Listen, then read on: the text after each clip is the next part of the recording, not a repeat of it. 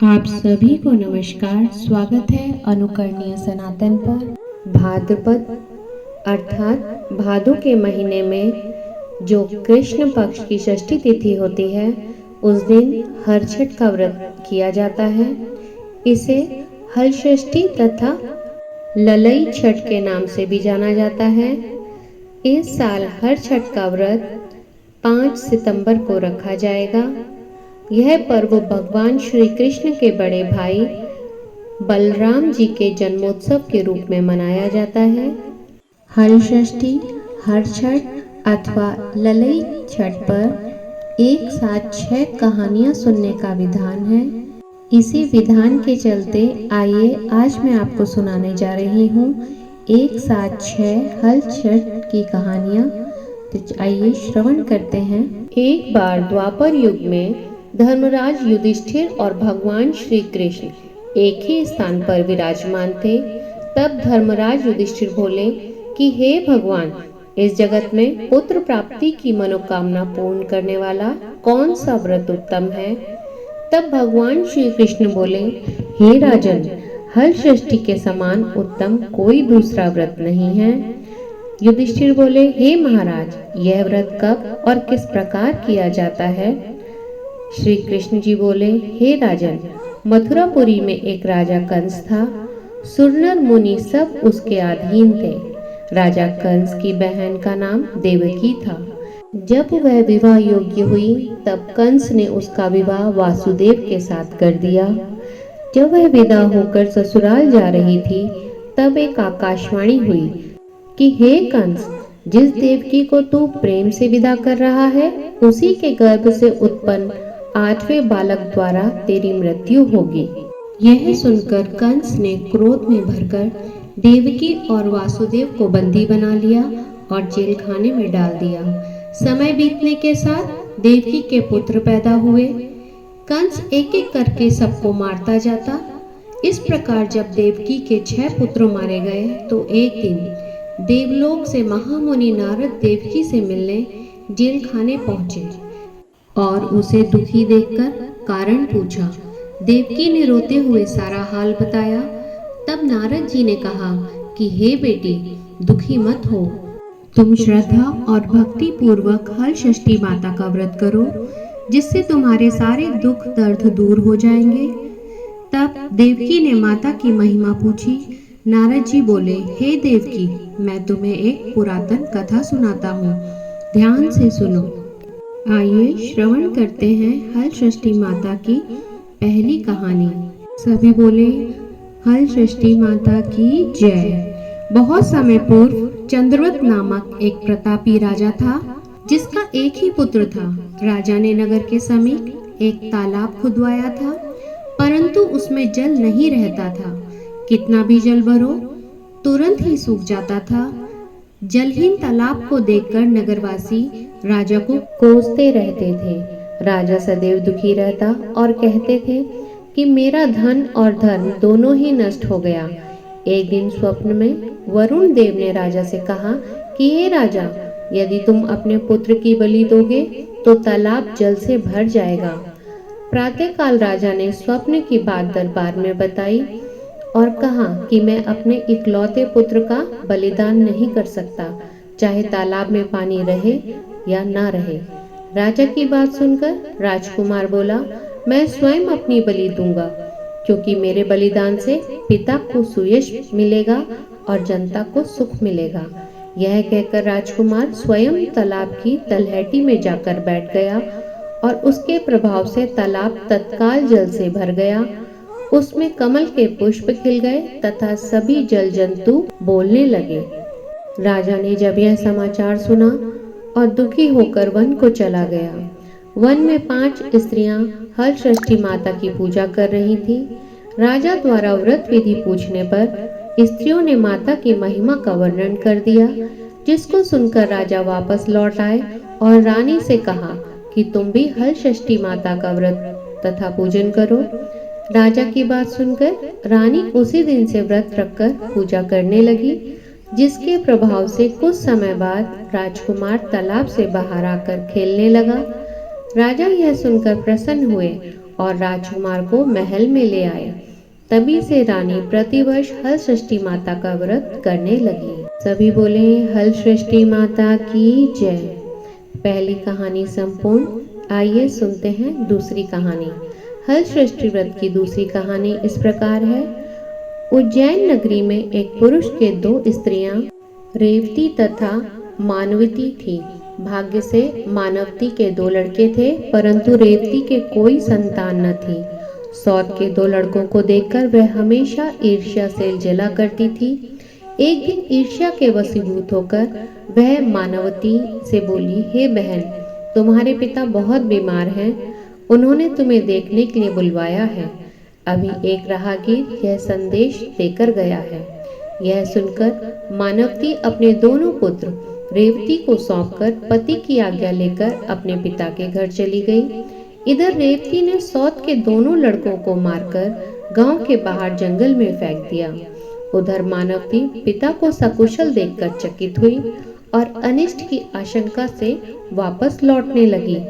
तब मानवती की माता बोली कि हे बेटी, आज हल षष्ठी माता का व्रत है, अतः आज मत जाओ। बात सुनकर मानवती ने व्रत रखकर शाम को हल षष्ठी माता का पूजन किया और प्रार्थना की कि हे माता, मेरे बच्चों को संकट से बचाए रखना तथा उन्हें दीर्घायु करना। दूसरे दिन वह माता पिता को प्रणाम करके अपने घर चली। गांव के बाहर अपने दोनों बच्चों को खेलता देखकर सोचने लगी कि मेरे बच्चों को यहाँ कौन लाया। तब बच्चों ने कहा कि हमें तो विमाता रेवती ने मारकर यहाँ फेंक दिया था। सायकाल देवी माता आकर हमें जीवन दान दे गई हैं। इसे हल षष्ठी माता की कृपा मानकर मानवती माता का गुणगान करती हुई अपने घर को आई। गांव की सभी स्त्रियां सुनकर आश्चर्य करने लगी और उसी दिन से सभी हल षष्ठी माता का पूजन तथा व्रत करने लगी। दूसरी कथा संपूर्ण हुई।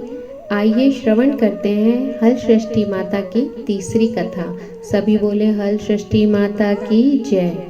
दक्षिण दिशा के एक सुंदर नगर में एक धनवान ग्वाला रहता था। उसकी पत्नी अत्यंत चालाक तथा कंजूस थी। अपने 5 पुत्रों के साथ वह सुख से रहती थी। एक समय हल षष्ठी के दिन वह ग्वालिन गाय के दही को भैंस का दही बताकर सारा दही बेच आई। जबकि इस दिन भैंस का दही लेने का विधान है, उसके इस पाप से उसके 5 पुत्र मर गए। तब ग्वालिन माथा पटक पटक कर रोने लगी। इतने में उसकी एक पड़ोसन ने आकर उसका हालचाल पूछा। उसने रोते हुए सारी बात बताई। तब वह बोली, हे ग्वालिन, तुम तुरंत सभी के घर जाकर वह दही वापस ले आओ और भैंस का दही देकर आओ। यह सुनकर ग्वालिन सभी के घर जाकर वह दही वापस लेकर भैंस का दही देकर आ गई, जिससे हल षष्ठी माता का कोप शांत हो गया और उनकी कृपा से ग्वालिन के 5 पुत्र जीवित हो गए। वह ग्वालिन भी उस दिन से हल षष्ठी माता का व्रत तथा पूजन करने लगी। अतः अब उसका जीवन सुखमय व्यतीत होने लगा। तीसरी कथा संपूर्ण हुई। आइए श्रवण करते हैं हल षष्ठी माता की चौथी कथा। सभी बोले हल षष्ठी माता की जय। दक्षिण दिशा में पहाड़ियों के बीच सघन वन में एक गांव बसा हुआ था। उस गांव में एक धनी भीलनी निवास करती थी। उस भीलनी की एक दासी थी जो बड़े सुंदर स्वभाव की थी। उसके 2 सुंदर रूपवान बालक थे तथा मालकिन भीलनी के 5 लड़कियां थीं। भीलनी दासी के दोनों सुंदर बालकों को बहुत प्यार करती थी। इस प्रकार भादो मास की छठ को भीलनी ने दासी को जंगल से लकड़ी लेने को भेज दिया। दासी लकड़ी लेने जंगल में गई। इधर उसके बच्चों का गांव के लड़कों से झगड़ा हो गया और उन्होंने दासी के बच्चों को मार डाला। भीलनी ने दुखी होकर उन्हें गांव के बाहर ले जाकर जला दिया और उनकी अस्थियां लेकर घर आई।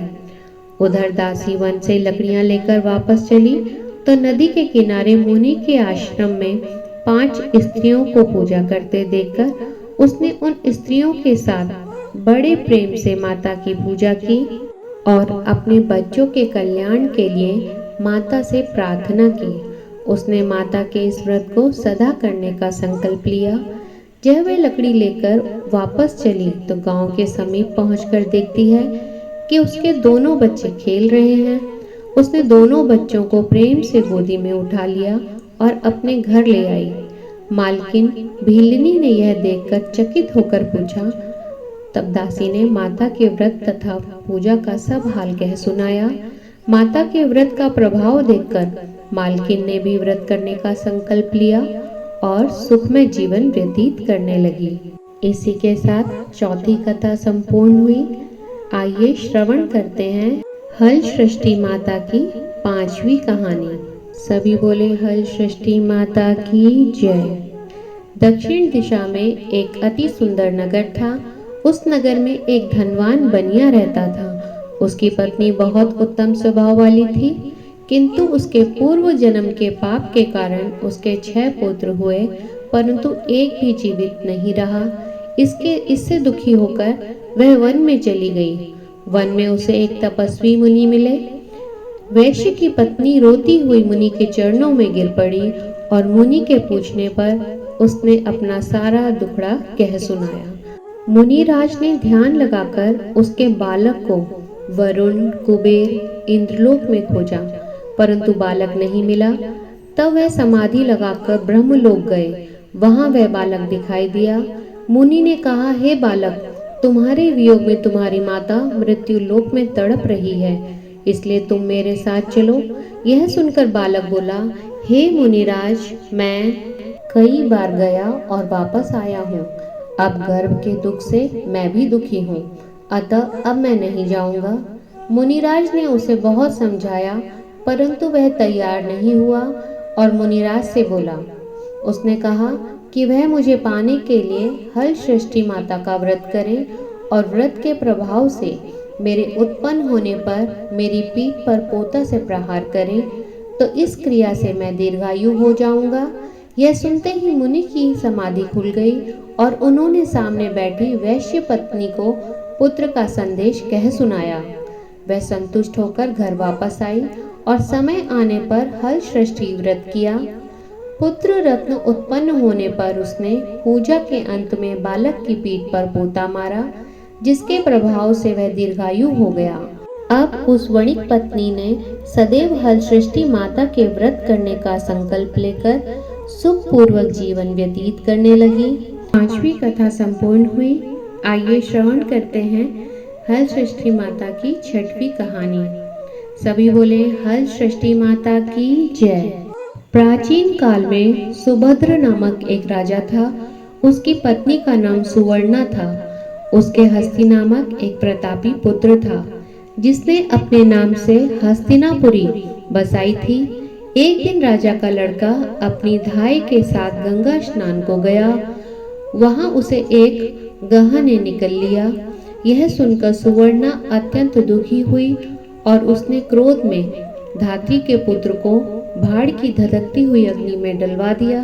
धात्री पुत्र शोक में निर्जन वन में जाकर एक शिव मंदिर में जाकर शिव, पार्वती तथा गणेश जी की उपासना करने लगी।